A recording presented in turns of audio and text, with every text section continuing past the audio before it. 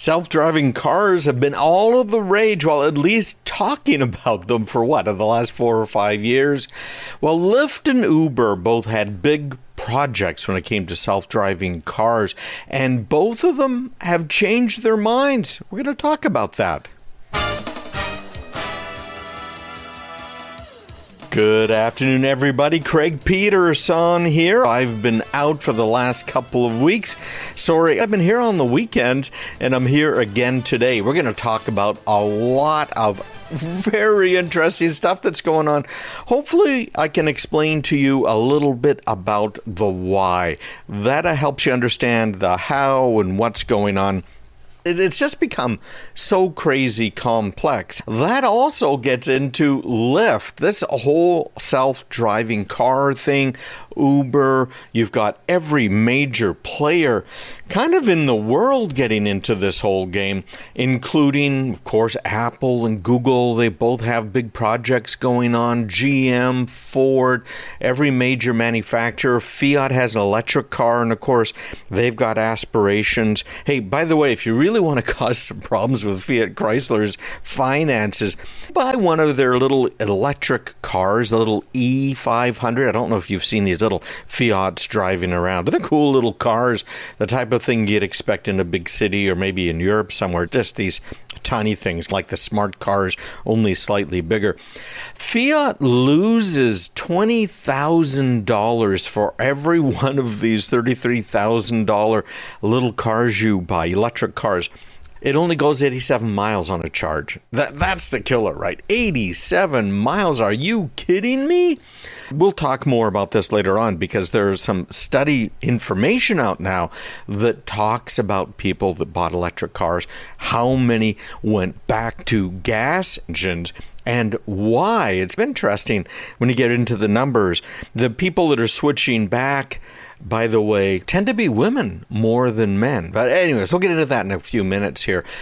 Lyft and Uber, they both saw themselves as companies that should be in the self-driving car business. I have learned over the years that you have to focus your business on your business. So what is it? Make your business very narrow. Don't run after every little opportunity that comes up. Don't take every potential customer that comes your way because you probably can't deal with it. It requires a focus, a real focus in order to be very successful. Otherwise, you can't make your business grow. So, because if every customer is different, if everything about the customer is different, you're going to have true experts.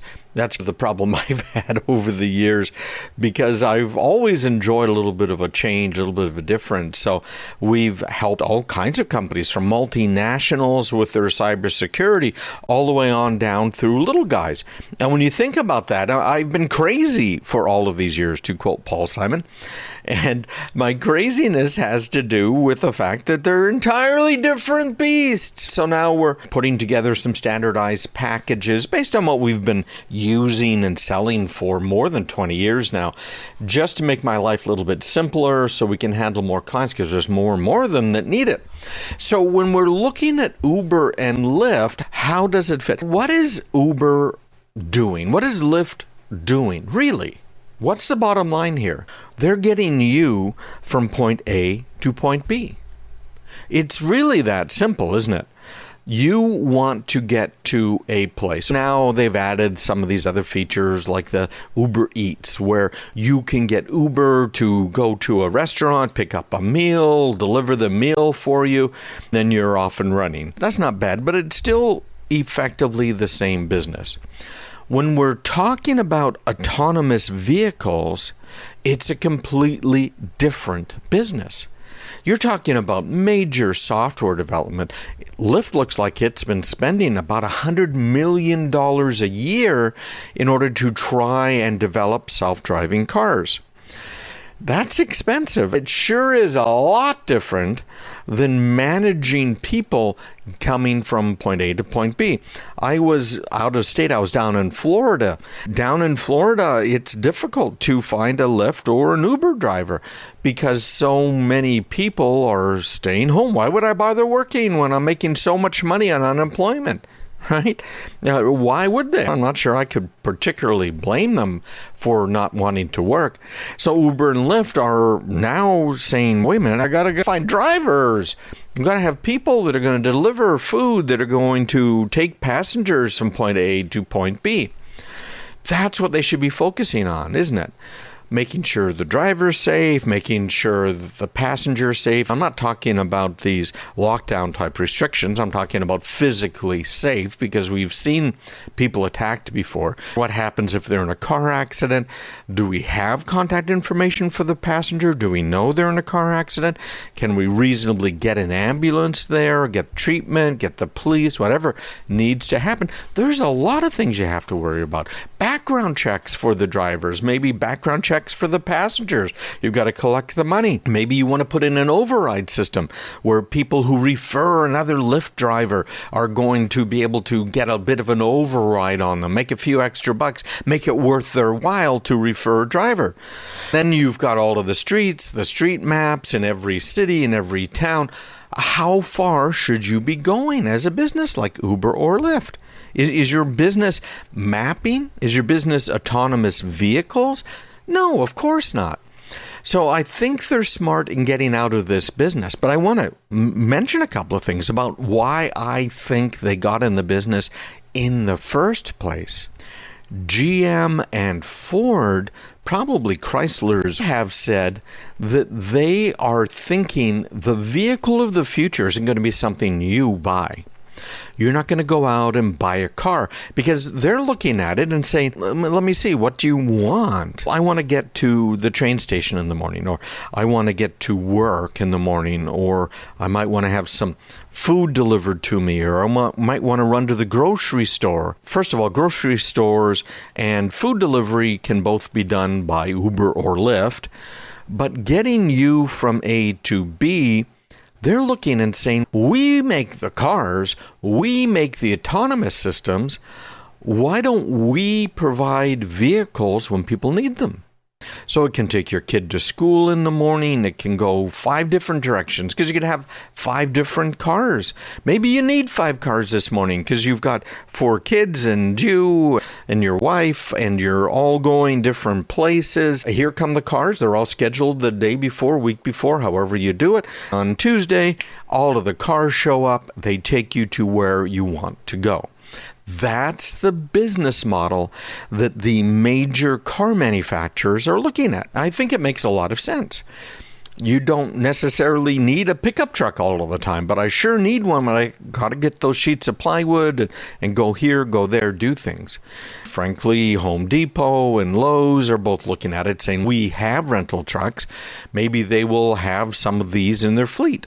Maybe autonomous, maybe not autonomous, but that's how they're looking at it. They don't think you're going to buy a car. I don't know if you saw the test Cadillac did down in New York City. Of course, this was before the lockdown as well. Cadillac had put together this plan where for now, what was it, $1,500 a month, I think, give or take, you could drive a brand new Cadillac. And you'd have that Cadillac for a month. You could, of course, keep it for longer. You could just pay them more. But the idea was, why buy a Cadillac? Why even go through all of the trouble of leasing? Effectively, what you're doing is renting it, like you might rent a car from Hertz.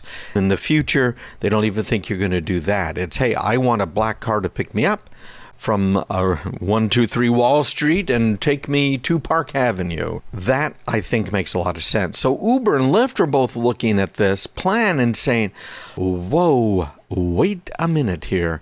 What's going to happen when GM and Ford both decide that they are actually in the getting people from point A to point B business? Now they are stepping on Lyft and Uber's toes in a very big way. I think that's why they decided to get into the autonomous vehicle business. Both of them have gotten out of it now. Lyft sold its self-driving division to a subsidiary of Toyota called Woven Planet for $500 million. Part of the reason for that, I'm sure, is it takes a lot of money to compete in the self-driving area. Frankly, if Uber and Lyft can really focus on their core business, not mess around with all this other stuff. They might be able to beat GM, Ford, Chrysler, etc. at this game. Uber, who is Lyft's main competitor, sold its self-driving business to a startup called Aurora back in December last year. Both of them have been working on these projects for 4, 5, 6 years. Obviously, things are going to change. These self-driving vehicles are going to be on the roads starting next year-ish. Ford's made some announcements, so's GM. We'll see ultimately what happens. Waymo, which is Google, of course, Alphabet, has a small taxi service in the Phoenix area. Nobody else is operating full driverless taxi services in the U.S. yet. Congratulations to Lyft and Uber for getting out of the self-driving business. That's not their business. We're seeing it more and more. Ransomware, not only is it way up, but some police departments have gotten hit with it. So we'll tell you what's happening there. You're listening to Craig Peterson. It has been going up and hurting more and more people. In this case, we're going to talk about a police department. There's a briefing that the Boston field office of the FBI is giving on ransomware. If you are an InfraGard member, FBI InfraGard, I ran their trainings for a couple of years. They've got another training coming up on ransomware and what's been happening out of the Boston field office, which covers all of New England. And I discovered and disclosed a huge hack. And it was the biggest one that the Boston field office said that they'd seen. It was just absolutely incredible what had happened. And businesses are just not paying attention. They're not paying attention. It isn't just businesses, it's also municipalities, it's counties, it's state governments, and it's the federal government. Of all of those, I got to say the federal government is trying the hardest, I think, to pay attention to the problem of cybersecurity. Of course, they take more money from us, so they at least should have a better budget to do it with, right? But there's a great little article this week in the newsletter. We usually get that out on Sunday morning. But this is by Dan Gooden over at Ars Technica. They always have some great stuff. But some ransomware bad guys have sent what they're calling stunning ultimatum to Washington, D.C.'s Metropolitan Police Department. The police department that handled the massive insurrection on January 6th, he said with his tongue firmly in his cheek. The guys that really know what they're doing down there, Washington, D.C., ah, boy. So here's the ultimatum. Pay these ransomware guys $50 million or they'll leak the identities of confidential informants to street gangs. Now, this group is called Babuk, at least that's what they call themselves, and they said on Monday that it had obtained 250 gigabytes worth of sensitive data after hacking the Metropolitan Police Department, Washington, D.C.'s Metropolitan Police Department network. And this Babuk site over on the dark web, when you go there, has dozens of images of what appear to be legitimate, sensitive MPD documents. Now, these have been slightly blocked out so that people don't know what's going on exactly. So it's anonymized, let me put it that way. But it looks like these are legit. I'm looking at some of them right now on the Ars Technica site. One screenshot shows a Windows directory called disciplinary files. Each of the 28 files shown lists a name, and a check of 4 of the names shows they all belong to Washington, D.C. Metropolitan Police Department officers. Disciplinary actions. And looking at the dates on these files, they've all been modified anyways within about the last year, give or take. A little bit less. So that was just the first page of them, by the way. It looks like it's the officers whose names start with A through E and a few Fs. Other images that are on, again, this Babic ransomware group's website on the dark web seem to show persons of interests, names, and photos. So these bad guys put up a screenshot of a folder named Gang Database, another Chief's Reports, lists of arrests, and a document listing the name and address of at least one confidential informant.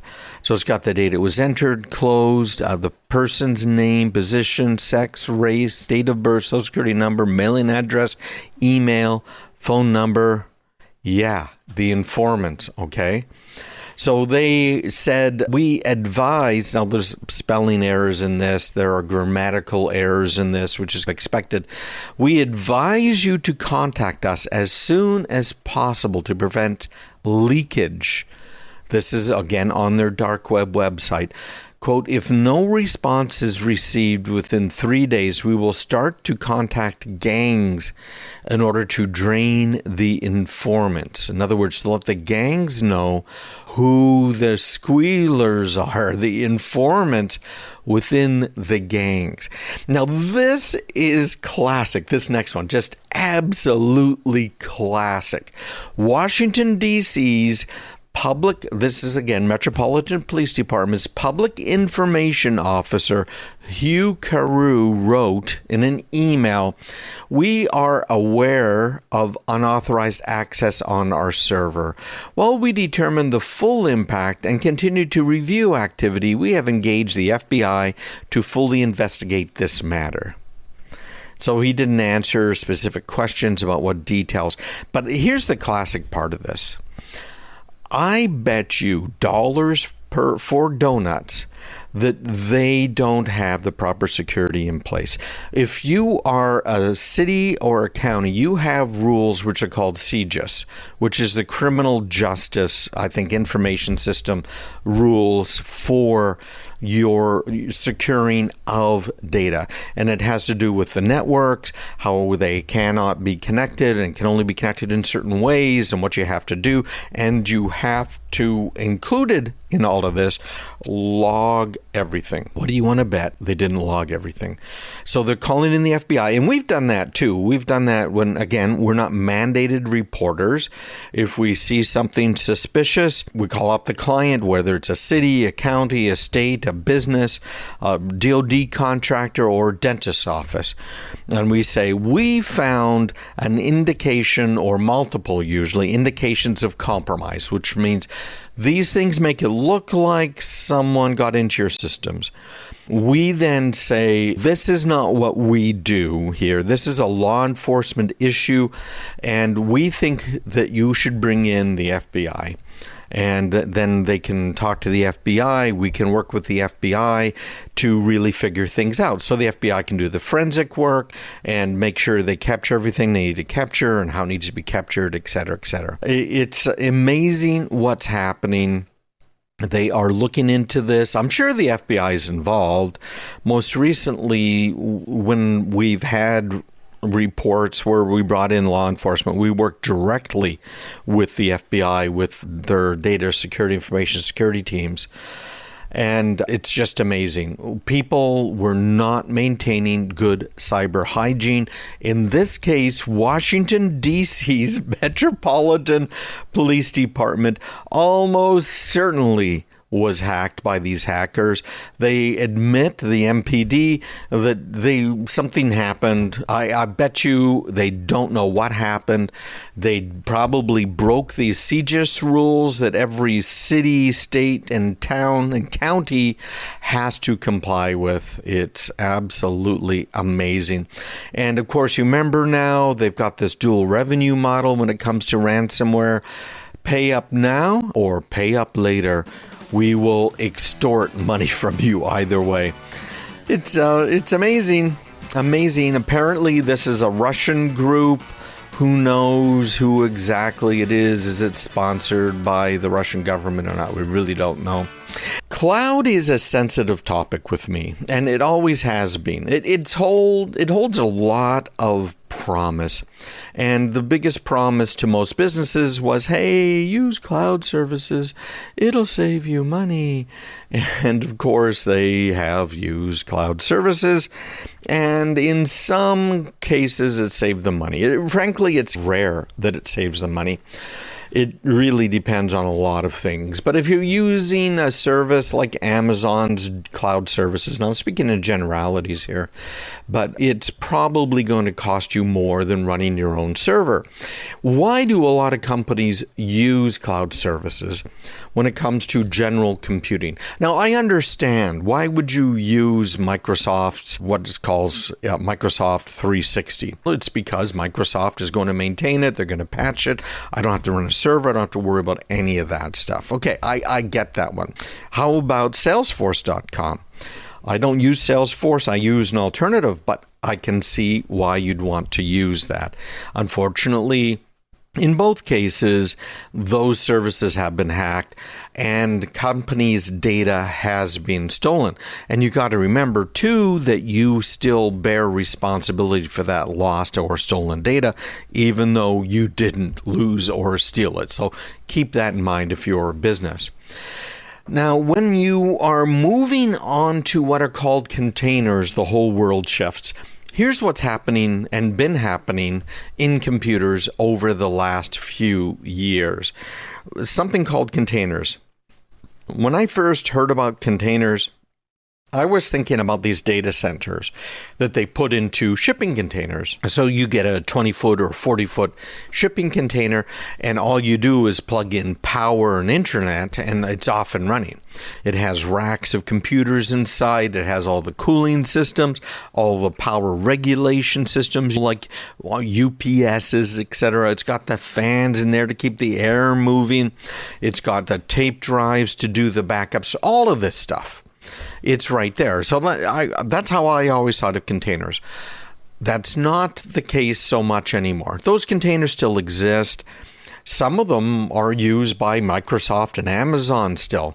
They'll throw containers into different areas depending on usage. For instance, with the Olympics coming up, you can bet that there will be shipping containers with huge data centers in them in order to record all of the video and move it around the world, broadcast it, etc. That's going to happen. There's another type of container, and this container has changed the way a lot of businesses do computing. It is just absolutely an amazing technology. For someone that's been in this business now since the mid-70s, I got to tell you, this is something that just really came to me a little bit out of the left field, because I've been working with virtual machines since the 70s. IBM has had VMs for 50 years now. It's not new, that concept. But there's something called Kubernetes that is used in the container world. And the idea here is, rather than having a big machine and that machine has its own operating system, and on top of that you're running multiple programs, we've moved into more of a virtual world. So now even Microsoft has gotten into this game. Instead of having a Microsoft server and people trying to run everything on that one server, which Microsoft advises you not to do. If you have an Active Directory server, it should only be running Active Directory. Nothing else. If you have an Exchange server, it should only be running Exchange and nothing else.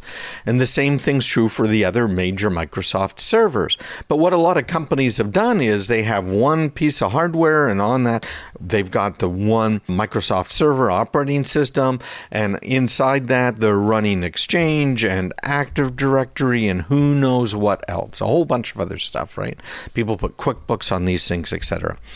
Nowadays, you can get a virtual machine infrastructure. And this is what we've been using with our clients for 20 years now, more maybe. And of course, it's advanced over the years. Now we use a virtual machine infrastructure called VMware that's absolutely fantastic. Believe me, we've used them all, and this is what we've settled on for our clients. But the idea here is, okay, you buy one piece of hardware, and that piece of hardware has a lot of memory, a lot of disk I/O available, and you put on the very bottom of this, right on the machine, you run a virtual machine controller, basically. So something like VMware. And then that VMware can run multiple operating systems simultaneously. So on that one piece of hardware, you could be running an Exchange server, a whole thing. So you've got Microsoft Server running, and then on top of that, you got Exchange. And then you have another Microsoft Server running, and on top of that, you have Active Directory. Then you have another Microsoft Server, and you have something else running on top of that one. And maybe you have a Linux server with something else on it, another Linux server with something else on it. And with VMware, you can also set up virtual networks inside this machine. It's just absolutely incredible. So that's something I think most people understand. And if you're an IT professional, you've probably worked with that before. Kubernetes brings it to an entirely different level. And what's happening here is that, again, we're using a virtual machine infrastructure. But the idea is each one of these machines, instead of running this huge Microsoft server software, so you got server version whatever, and that server is software from Microsoft is using up a ton of resources because it's Microsoft and it's not very efficient and might be causing you some headaches and some problems. There's all kinds of things we could talk about here. But instead of doing all of that, maybe what you want is a web server. And maybe you want to tie the web server into some sort of a database. And that database is taking information from your front-end ordering system, which could be who knows what. Again, it could be an API to Salesforce.com. It could be something else that you're using. You, again, name it. There's so many business management systems it could be tied into. A lot of ERP stuff, etc. So instead of running a big pig like Microsoft Exchange, or Microsoft Server, and then Exchange on top of it, or heaven forbid you're running a Microsoft web server, which is incredibly, I would never do that personally, but you want to run Apache, etc. What you do is you use Kubernetes, and it creates a small machine that does one thing and does one thing, and it's well tuned to do that one thing. And then you can tie these together. So on one machine, you can even do this on a workstation. On that one workstation, you could have 20, 30, 40 machines, each one of which is dedicated to one task. So one might be doing the web service, another one might be handling your database, another one might be handling the API calls, and it's all pushing data back and forth. Whole new world. Unfortunately, there are security problems, so if you're using this stuff, make sure you spend some time considering the security, because Kubernetes is entirely API driven, which means application programming interface. Keep an eye open for that. Use a virtual private cloud instead of on the open internet. If you have a laptop, you've probably noticed a few things. First of all, that battery life, it's not like it was when it was new, is it? Somehow those batteries do wear down. It's much better than it used to be. The NiCads and the nickel metal hydrides, and now we've got various types of lithium batteries based on a few different technologies. There's going to be more stuff coming out. And I had a laptop. It was an Apple laptop, a MacBook Pro. And on the bottom of it, it had 4 little legs, just little ones, little rubber things, so it's a standoff. And one day I noticed that my laptop was teetering, balanced in the middle. And I had a bit of a closer look, and I could tell, wait a minute, now this laptop is swollen in the middle. Now, I knew exactly what had happened. That battery inside had gone bad. So, number one, I've got to warn you guys, with a lithium-ion battery, if it starts to swell, and this is true for most batteries, but it's particularly nasty with lithium-ion. If that battery begins to swell, what can end up happening is it will short itself out internally. Have you ever had that happen? Right, you're working on a car and you're right there by the battery, and you put a wrench across the terminal somehow, or between the starter hot side on the car's engine and the block, and off it goes. There's a lot of power in that car battery, and there is a lot of power in these lithium-ion batteries. They make these packs now that you can use to jumpstart cars, even small trucks, with a little lithium-ion pack. So what happens is, as they swell up in your laptop or your phone, etc., we've seen this problem with every manufacturer of cell phones. As they start to swell up, they can and do short out. So think about how much power is in that battery, even an older battery, because it can provide your laptop with as much power as it needs for hours. And if you're lucky enough to have a brand new laptop with one of these great Apple chips in them that uses very little power, man, you can go better than a day on one charge easily, unless you're like doing heavy graphics, etc. But that's always been true. So I took my MacBook in, and they replaced the battery, no charge. It was still under Apple Care, which I suggest people get. It just makes life easy. You can always get the support you need, and they'll fix things, replace them. That's the first tip. I had to mention that right out of the chute because it is very common with laptops to have that happen. I even had it happen with my little, a little MiFi device, which hooks up to the cell phone data network and then provides Wi-Fi to my laptop or other devices. And I noticed the battery pack, a compartment cover, was swollen, so I took it off, and sure enough, the battery was swollen. I just ordered a new one and properly disposed of the old lithium-ion battery, because again, it can cause fires. Right now, I think there's a recall out on some of those MiFi devices because of the battery. So that's a serious problem. You can start your laptop on fire, or your phone could start on fire. With any of these newer devices, if it starts to swell, if it warps, the case warps, and it's not because you're sitting on it, you can indeed cause a fire. So be careful. And if you are sitting on it, you might cause a fire, because if you bend that battery in the wrong place, you're in trouble. There was an episode of Mythbusters where they took a lithium-ion battery and they put it in a trash truck. Now, they made this a worst-case scenario. They actually built a wedge into the back of the trash truck that compresses all of the trash. It's got that big hydraulic jack, and it pulls it and compresses it. So they put the battery with this wedge right in the center of the battery so that when the truck compressed it, the battery would get bent. So they bent that battery, and sure enough, the whole trash truck caught on fire. And we've seen that happen in the real world too, where the whole trash truck catches on fire, and it can be caused by a lithium-ion battery. So be very careful with them, and be careful of how you dispose of them.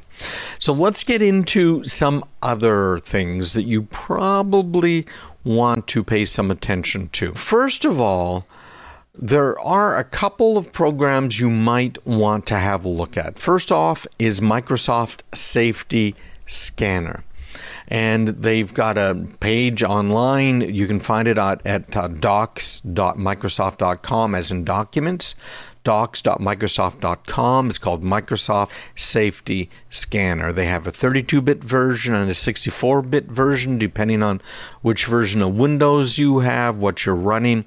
But it goes all the way back to Windows 7. It handles the Windows servers versions, and all you have to do is download it and open it, tell it what kind of scan you want to have run, and it will go. It has just the one executable file that you can delete if you want to. It writes out its own little log file that you can look at. So that's the things you might want to look at. Microsoft Safety Scanner. And you can find that at docs.microsoft.com. The next thing you might want to look at, either on a Mac or on a PC, Windows, is Malwarebytes. And I've used this many times. Neither one of these, by the way, is a panacea. Neither one of these is going to find everything or fix everything. But Malwarebytes is quite good and is something you should consider. Now, we have packages of software. We do not include Malwarebytes because we have some better stuff, but it's a very quick and easy way to do a light scan, very fast, and you can do a few things. So that's the first thing you might want to look at. If your computer is sluggish and unresponsive, it's slowing down, it doesn't necessarily mean it's old. It might mean you have too much software that you've installed on it. So check your system to see what is running on it and see if the stuff in the background, see if the stuff that you might want to remove. But it could also be a sign that a hacker has broken into your machine and are doing things like mining for cryptocurrency or using your machine as a launch pad for attacks against other people, okay? So start with a thorough malware scan, again on Windows. They do have a pretty good little program that you can use that comes with Windows. But first off, open the Task Manager. So you get that by clicking right down in the bottom left in the taskbar and just type Task Manager, run it, see what happens. Mac OS, you're going to search for it with Spotlight, and it's called the Activity Monitor, and you'll see all of these active programs. Next up, persistent error messages. And this is something you can find over at Popular Science, this little article. Obviously, I'm adding my own little tips as we go through, but you might find it interesting, and you'll also find it in this week's newsletter that'll come out tomorrow. So make sure, in order to get the newsletter, you sign up at craigpeterson.com/subscribe. So you'll get a link to this article that goes through all of these things. Computers, they often get error messages. Some of them are really hard to figure out. Many of them are just related to one program, and that's usually pretty easy. Just remove or uninstall that program and reinstall it again. Some of these error messages are hard to figure out.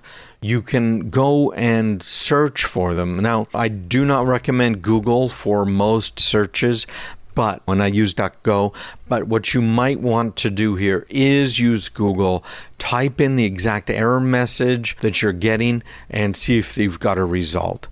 Now, Mac OS, man, it's so rare that you have to reinstall Mac OS, but you might have to. But Windows, the default is, hey, back up and reinstall, okay? That should fix most of the error messages right there, because Windows is a mess. If you've got pop-ups on your screen asking to make changes to settings, make changes for things, be careful. These different types of infections can disable features. They might change your homepage on your browser, reset your default search engine. I got an email from a listener this week talking about that. It just seems to keep getting reset back to Google. Double check your extensions in your browser. It might just be the browser itself.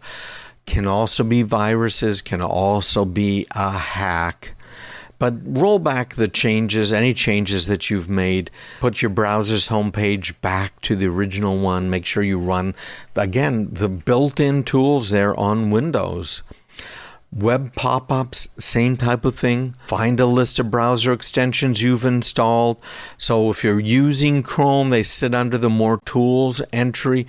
Have a look at those, see if there's any that it recommends that you remove, and then do it. Or just go ahead and remove them all and see if your pop-up problem goes away.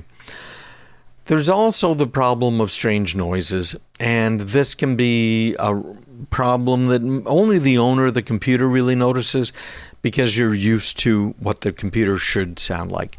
If you start getting strange noises, have it checked out right away, because those noises could be a fan, and that fan could be keeping your central processing unit cool. And if that CPU fan goes, you could have a very expensive repair on your hands. So keep an eye out. It could be your hard disk. It could be a fan. There's a few different moving components in, but keep an ear out for those types of sounds that you're not used to hearing from your computer. Ransomware has been a huge problem for years now. And of course, now we got the whole double whammy where if you don't pay the ransom, then they come after you threatening to release your data. Just like what happened with that police department I was talking about in the last hour. We've seen, according to some statistics I've been reading, including some FBI stuff, about a 300% increase in ransomware in just the last year. And we have also seen a doubling of how much it costs if you do get hit with ransomware. Now, this is a pretty big deal, and of course, these are big numbers, and the doubling in cost has nothing to do with inflation, okay, guys? This is not the sign of inflation. But it is driving up the value of Bitcoin as people are fleeing to it, concerned about the dollar and other currencies. We now have a tripling of ransomware payments, and ransomware payments are almost always made in Bitcoin. What does it do when you have a scarce commodity and money chasing it while the value, the price of something goes up? And so just like it was near the beginning, ransomware has really been driving the price of Bitcoin. I'm not going to say value just because I'm not sure it's value that we're really talking about here, but certainly the price. According to Sophos, the average total cost to recover from a ransomware attack has more than doubled. Now, this is what we're talking about here, businesses. So over the last year, it was on average about $760,000 for a business to recover from ransomware. Now, that's if you could afford the $760,000 loss. And we'll get into what numbers compose, you add them all up to get that $760,000. But if you are a small enough business, that's not something you can even consider doing. Odds are good you will be out of business within months. And most smaller businesses just close their door within a week of getting ransomware. It's really that bad because there's a lot involved. So last year, about a year ago, it was $761,106 on average. Okay? So now the average cost total for recovering from a ransomware attack is about $1.85 million. Now, we're talking about the total cost of recovery. We're not talking about the ransom paid right now. On average is about $170,000. Again, can you afford a $170,000 payout? I would say of the small businesses in the world, basically under 20 employees, the answer to that is probably not. But wait, there's more. All right. This is from Sophos' new survey, the State of Ransomware 2021. Apparently, only 8% of organizations manage to get back all of their data after paying a ransom. 8%. About 5 years ago, it was about 50% of organizations that got ransomware, got it back. But now, 8%, only 8% managed to get all the data back. Now, that's going to cover not just businesses, but that's going to cover you as an individual as well. If you're a small dentist's office, this is going to nail you. And I got to say, just having a backup in most cases is not good enough because of the double whammy, but also because of the fact that most businesses are not doing backups properly. And we could talk about that. I'm going to include that in one of the courses coming up about backups, the 3-2-1 method, and the best ways to make sure you do have a good backup. So 8% got all of their data back after paying the ransom, and 29% received no more than half of their data. So it has gotten a lot worse. So these were 5,400 IT decision makers in the information technology business, mid-size organizations, hence the amount of money involved, all right, all the way across Europe, the Americas, everywhere, really worldwide. And it's found also that the number of organizations that experienced a ransomware attack fell. Now, that was interesting. It went from 51% of organizations that admitted in 2020 that they had a ransomware attack. And I added the word admitted in there, right? That wasn't in the original survey results, but admitted because I know most businesses don't admit it. And they say it fell from 51% of these organizations had a ransomware attack in 2020 and 37% in 2021. And few organizations suffered data encryption because of a significant attack. Now, that's interesting wording, because interesting when we're talking about significant attacks versus non-significant attacks. How do you draw the line? But this SOFO study was focused on the most significant attack these various organizations had. Sophos researchers are saying that the impact of a ransomware attack is now more damaging and costly, even though there is a decline in overall attacks. We've talked about that before here on the show, where we mentioned quite clearly that the ransomware guys are getting more laser focused on their targets. They're going after mostly targets with money. Now, there's still those ransomware people out there that are just opportunists. So you made the mistake of downloading some software, of installing something, and they just took advantage of you. So that's still going to be happening. But when we're talking about bigger organizations, when we're talking about government agencies, county offices, city offices, look at what's happened to Atlanta. 3 times now, I think, they've been knocked off the air with ransomware. Washington, D.C., in the last hour, we were just talking about their Metropolitan Police Department. They're attacking these organizations that can afford to pay, and they know that they can pay. And if they don't, then they hold it over their heads. So I've got this article in this week's newsletter. Comes out Sunday morning usually, and it depends on when Karen and I can get it all together. So apologize for the last couple of weeks because I was off at a retreat and just really couldn't handle any of that stuff. But it really is an increase in these complex targeted attacks, much higher. And you'll find this article as well as all of the others, of course, in my newsletter.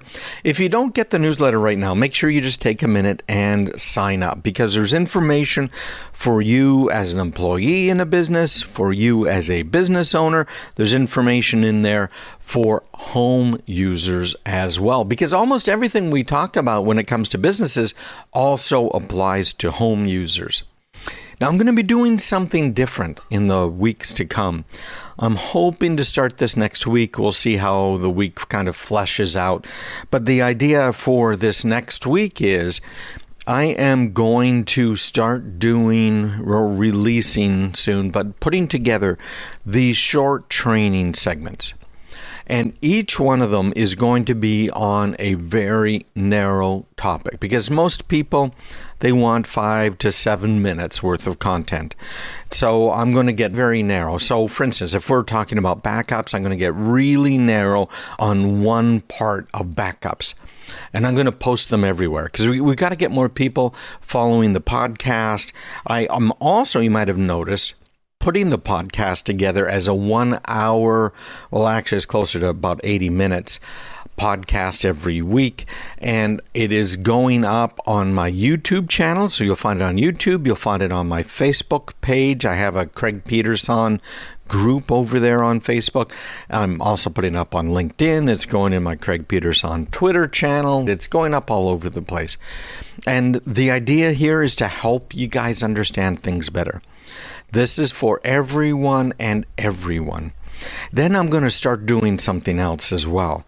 And that is all of these little classes, I guess you might call them, that I've been holding. And really, I haven't done anything since March of last year for some of these classes. I've done courses, trainings. But these classes, what I want to do for you guys is, if you're on my email list, I'll tell you what the next class is about. So, for instance, backups, let's say. And then if you give me a great question, something that you want to learn about backups, then I'm going to give you access to that class for absolutely nothing. All right, so I'll use your questions to help put it together, so I'm coming from the right angle. I will then record it. I'm going to put it up on my Navigating Cybersecurity website for you guys. I'll send you a link to it, and you can, at that point, watch it, which is really cool. So you'll have access to that class for a few weeks, a couple of weeks. I'm not sure how we're going to work that out yet, but one of the big pieces of news that's been out there lately has been the migration away from Intel. We've seen our friends at Microsoft move away from Intel with some of their Surface tablets. And for years, they've been having various versions of Windows that run on non-Intel hardware. I helped way back in the day get Windows running on a DEC Alpha chip. If you're a total geek, you might remember that. And I was in the team that was working on some of the kernel stuff for it. And what we ended up with is a 64-bit, very fast chip that DEC had created. And I think that Oracle ended up with some of that technology. And then they also bought Sun for some of their hardware technology. But anyhow, it was an incredibly fast chip. I have one. If you look closely in my background on the videos, you might see it sitting in one of the little cubbies behind me, one of these little Alpha chips. They were just absolutely amazing. Great job. Anyhow, DEC, Digital Equipment Corporation, is no more. However, some of the technology that I worked on back then, some of these what we call RISC architectures, where I worked on the kernel, various types of Unix kernels back then. This is before Linux even. These chipsets were designed to be inexpensive to manufacture and very fast, very easy to use and integrate as well from a hardware standpoint. And when Apple came out with its iPhone, they, of course, used a non-Intel chip for the main processor. And it's an Apple chip, quote unquote, based on one of these more or less generic designs. So Apple licensed the core design of the chip and was able to take it and continually improve it. Apple has now released various devices. There's an iMac, which these things are so cool. You can't buy the latest ones. Well, you might be able to by the time you're listening, but they're all different colors. It's a flashback to the old days before Johnny Ives took over in some of the hardware designs. But they've got the new iMacs, they've got the MacBooks, they have a Mac Mini, like I have right in front of me right here. It is based on Apple's M1 chip, and it is a screamer. It is very fast, and I think it's about $100, maybe a little bit less than the Intel box. So you can get a Mac Mini Intel for $100 and change more than an Apple-based chipset, and it's faster, which is just amazing. So it has the core CPUs. It has also, of course, GPUs that are built into it. It's very neat. Apparently, this Japanese publication called Nikkei claims that the next generation of Apple's custom-designed silicone chips for Mac that are dubbed the M2 entered production this month. Now, that is fast. They barely released the M1s. So what that might suggest is that new Macs could be announced at Apple's developer conference on June 7. At least that's when that conference starts. And the sources are saying that this new chip will eventually be used in other Macs and Apple products besides the MacBooks. That M1 is also destined to end up in various types of iPads, etc. And it's bringing more and more rumors to the front that the iOS apps will run natively on all of these Macs and vice versa. You can run Mac software on the iPad. You can't do all of this yet, okay? But some of it is almost certainly going to be coming. Now, I had a conversation with an Intel exec. This was a number of years ago. And I was teasing her because she worked for Intel and she was all puffing up about how great Intel was. And I pointed out, hey, I remember the early days in Intel. Intel was a memory company, and if it hadn't been for IBM looking for a cheap, not particularly good processor, Intel probably wouldn't be where they are today. Well, certainly they wouldn't be. And I also pointed out how Intel was now AMD compatible. AMD, of course, Advanced Micro Devices, and historically, AMD and other chip makers made sure their chips were completely compatible with the Intel chipsets. But what we ended up with is Intel lagging behind on 64-bit technology. And because of that, AMD one-upped them. AMD came out with some really great 64-bit extensions to this Intel instruction set. And Intel came out with AMD compatible instructions. I thought that was just hilarious. And she was pretty huffy about it, but she admitted, yeah, you're right. Now we've got a very interesting problem. We've had China growing its presence in the South China Sea. The South China Sea is not part of China. There are various countries that border it, that are in it, etc. And China has been building islands in the South China Sea so they can then claim a 200-mile territorial limit around those islands as well. They want control of it. But I can tell you what they're really after, and this is what's very scary. And there have been a lot of military analysis people who have been looking at this and trying to decide what to do, and that is Taiwan. Taiwan is, according to mainland China and, of course, the Communist Party of China, which is more fascist than communist, socialist party in China, it is a part of China. And it's just one of these, you have a state that kind of rebels, and so they're going to pull them back in. And they've been flying over, China has been flying over Taiwanese airspace to make their point. Unfortunately, I don't know how this government's going to respond. The current administration has been challenged left and center by some of these more major powers around the world. President Trump was hardly challenged at all, and I think that says something. But here's why they really want Taiwan. It's the technology. And China's had a very hard time with trying to get their chip fabs. In other words, these fabrication plants that make the silicone, that make the chips that we use in our devices. We have some ability to do it still here in the U.S., but not much. And the golden, what do you want to call it? The centerpiece, the prize of right now of all manufacturing is 5 nanometer design. You might have heard of that before. Intel is having troubles with some of this, but it's incredible. And Apple's doing a good job with it.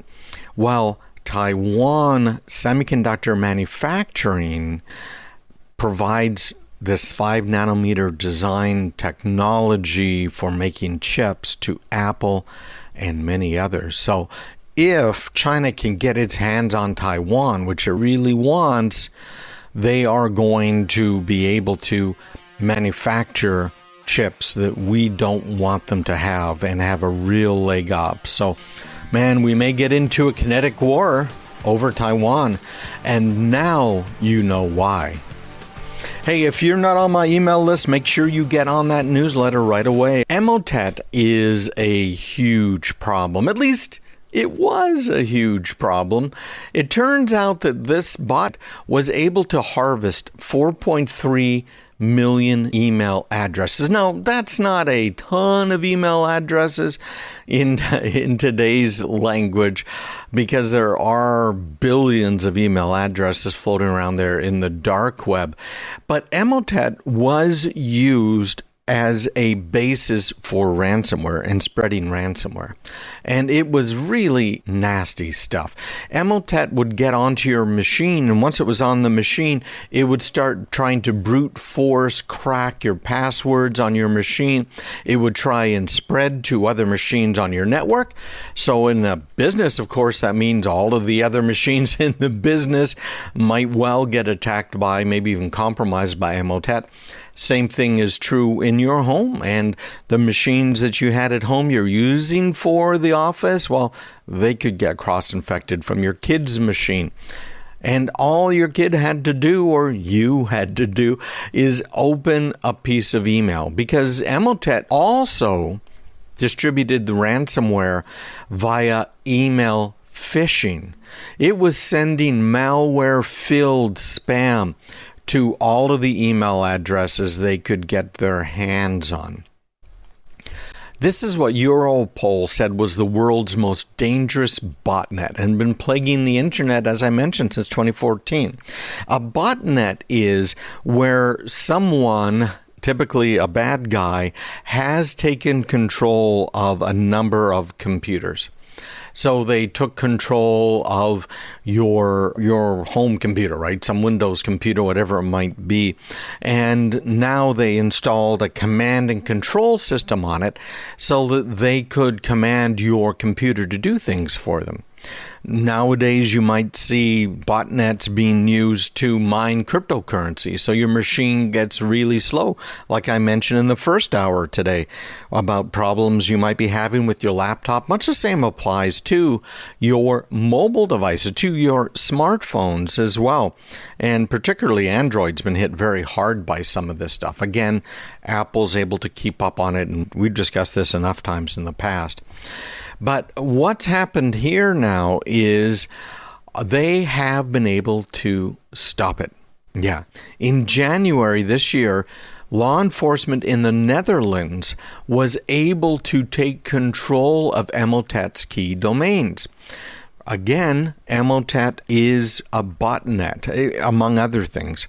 And as a botnet, it had command and control. So a server. So it needed to contact the servers to see what to do. Hey, you want me to send email? Who do you want me to send it to? Oh, here's the stuff that I've discovered on this machine. And it sends it all to those servers. So the Netherlands were able to get them. And Germany's federal police agency, the BKA, did some very clever reverse engineering. They looked at the Emotet software and they found some interesting things. One of them, by the way, was that there was an uninstall routine built right into Emotet, which kind of surprised me and many other people. But the German police went through and looked at it thoroughly. If a machine had Emotet on it, how could we get rid of it now that we have control of the command and control servers? So they found this remove routine and this command that was built into it. And they also found that Emotet software could self-update. I wish most programs would do a self-update. Nowadays, you see some of the Microsoft software will go ahead and update itself. Firefox does that. Google, Opera, all of the Chromium-based browsers will self-update. But this is malware that would self-update. They found that since they had control of the command and control servers, and because Emotet could self-update, they made a version of Emotet that would be pushed out to any infected machine, any machine that called home. And once it called home, they would send this version out. Now, of course, they muted it. You might a virus for a vaccine, but they muted that Emotet virus And it was no longer sending out the phishing attacks, etc. But it was still setting on everyone's machines. Because the thinking was, we want to get rid of this Trojan software everywhere at once. Just bam, all at once. And so they put a date into the code that they pushed out saying, on this day at this time, of course, UTC, go ahead and remove yourself from the machines. That is incredible. They were able to figure this out, what was happening, get Emotet from its base, which is to conduct brute force attacks on accounts, trying to crack passwords, gain access to secure data, send all that information out, use it as a botnet to also attack other machines and send emails. Just incredible, as well, of course, as encrypt files and demand ransoms, to something that just this last week removed itself from any machines it was on. Absolutely amazing. The FBI collected the email addresses from these Emotet servers following this takedown in January, where again the Netherlands had control of the servers. And it's just absolutely amazing here because they were able to take it down worldwide. Very dangerous botnet. But once they had those email addresses, they gave them to our friend, Troy Hunt. Do you remember him? We've talked about him before, and it's something I emphasize in most of my courses because Troy Hunt has a website called Have I Been Pwned? And they gave these email addresses, the 4.3 million that they got from Emotet, to Troy Hunt, and he has included them in Have I Been Pwned? Now, if you were part of this breach by Emotet and you registered on haveibeenpwned.com, you now should have already received an email from Troy. So it's important that you do a couple of things. One, make sure you check your email addresses at haveibeenpwned.com. Pwned is spelled P-W-N-E-D. It's P-O-W-N-E-D. He might actually have it both ways. Let me just have a quick look as we're talking. Have I been, if I say P-O-W-N-E-D.com, will it? Yeah, okay, there is no such thing, which makes sense. It's Have I Been Pwned, as in P-W-N-E-D.com. Check your email addresses, see if they're there, and register for this service. This is a free service. There are a lot of companies that are using it. Mozilla uses it with Firefox to see if your passwords might have been compromised. They've got 11 billion pwned accounts there at Have I Been Pwned. This guy knows the stuff, okay? And it's been, this particular one's been tagged sensitive. You can find out more about that at haveibeenpwned.com. But make sure you do that right now as you're sitting here listening to me, because it's very, very sensitive information, important for you to know. And if you have been pwned and it's a business email address, make sure you let your IT people know. I was fascinated to chat with this guy from Ireland. He had, of course, a pretty heavy accent. He's been living in San Francisco for years. But about the only word that he said that was Americanized was for. He didn't say it like you'd expect someone with a heavy Irish accent to say it quite that way. And I am really into accents and placing them. And I've pretty much gotten rid of my accent. Some people still pick up a little bit of it. But I was educated in French schools up in Quebec, so there's bound to be a little bit of it left. So I like to listen for those things. And in talking to him, he said that Ireland changed because of Wi-Fi. And I had to think about that. And he said, yeah, my parents, because of Wi-Fi, they're just always on the news and they're just totally freaked out about everything all of the time. And they're always were talking about how horrific Donald Trump was, because that's what CNN was telling them and these other sites that they were going to. And of course, we've talked many times about this literal censorship that is happening in much of our media and these oligarchs out in Silicon Valley and how they're controlling the discussions. But that's not what I wanted to talk about.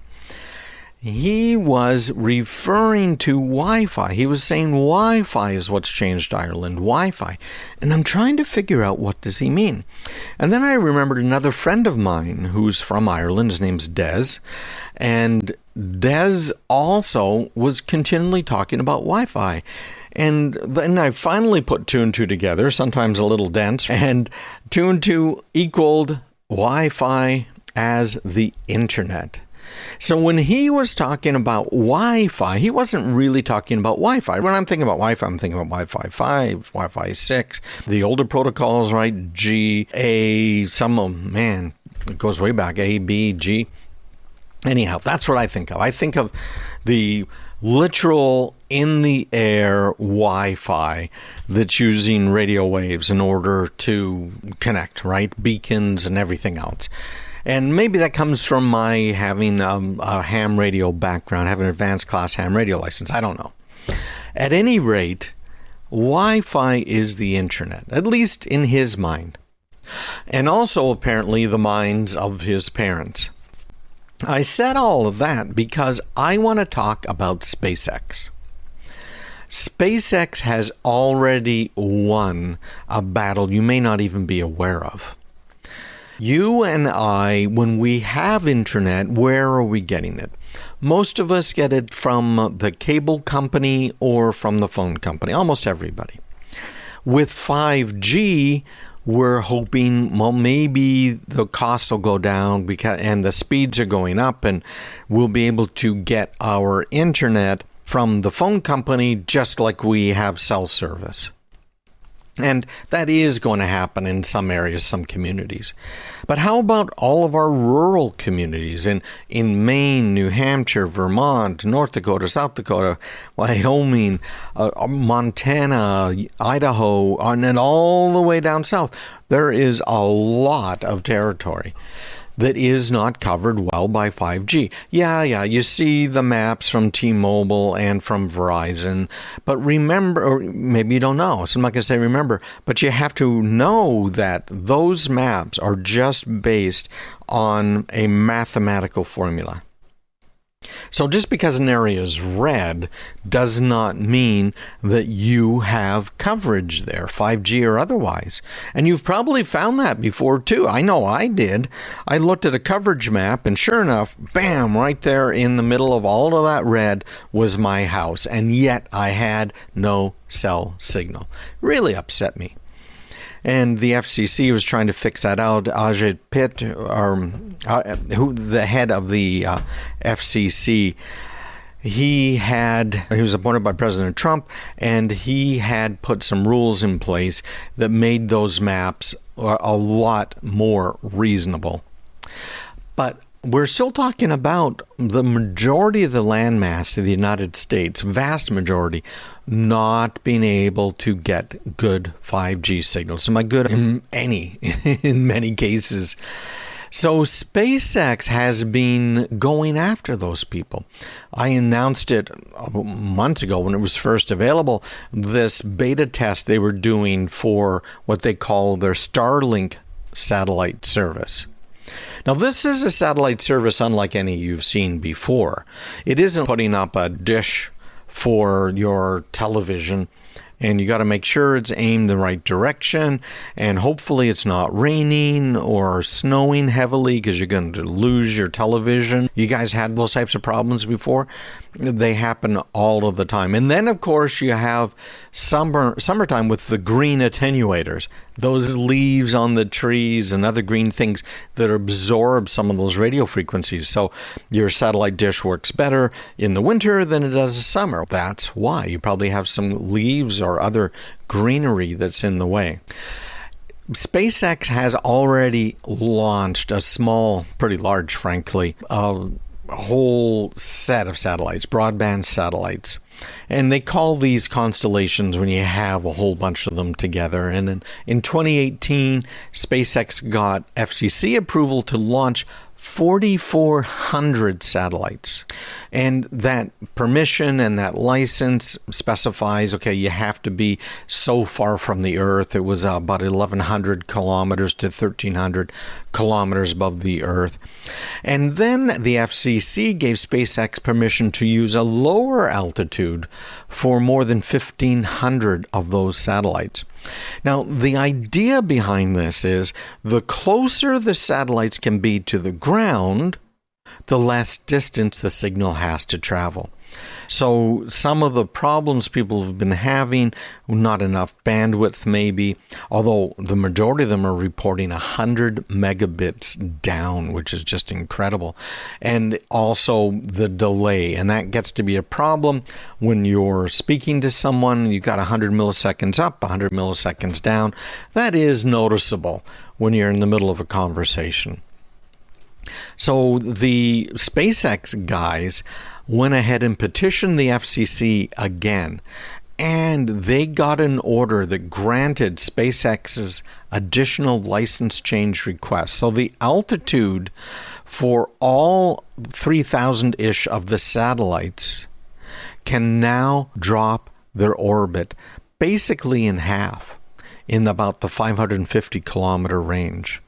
That is going to be huge, absolutely huge.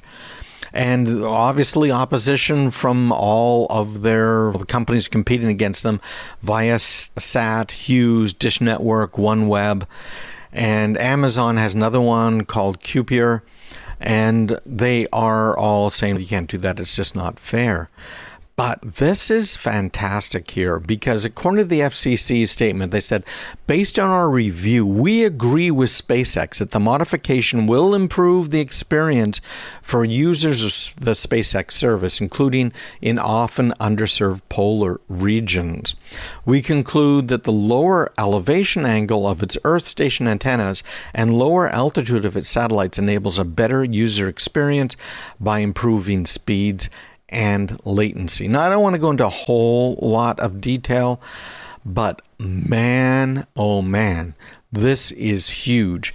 Now, you may not be aware of it, but part of your telephone bill, some of those fees and taxes that are in that bill, have been going into a pot, as though the federal government ever actually saves money. It's a lockbox that doesn't really exist. And there are about, I think it was $16 billion sitting there in this lockbox. So SpaceX has gone after that money as well, and they've received the majority of that money. I can't remember the exact amount, but it's pretty big. So SpaceX, remember, controls the whole thing. They're making the satellites themselves. They're launching the satellites on their own reusable rockets. So their cost is way lower than anybody else. And SpaceX is also seeking permission for 30,000 more satellites, and in about the same range, some of them a little bit lower. It's already received permission in November of 2018 to launch another 7,500 satellites at altitudes of about 340 kilometers. This is absolutely incredible because what is going to end up happening is we will get good coverage almost anywhere. Now, you're not going to be able to get the type of speed that I have. For instance, I have fiber coming into my home, and I have a gigabit and a 3 gigabit, and it's gigabit up and down. A lot of people can get that now, but you're not going to be able to get that in a rural area or a polar region. But they are saying that with this testing, they're seeing some amazing speed. So SpaceX has already got 1,300 plus satellites in orbit. It's in beta. It costs $99 a month plus $500 up front for all the equipment. And the equipment is just amazing. Super leading technology. It's just amazing what they're doing. And they've been advertising beta service speeds of 50 to 150 megabits, latency of 20 to 40 milliseconds. That is very fast. And Elon Musk said in February that the speeds are going to be able to hit 300 megabits later this year per second. And it'll be available to most of the earth by the end of this year. Absolutely amazing. Amazing. All right. Okay. I just found the numbers.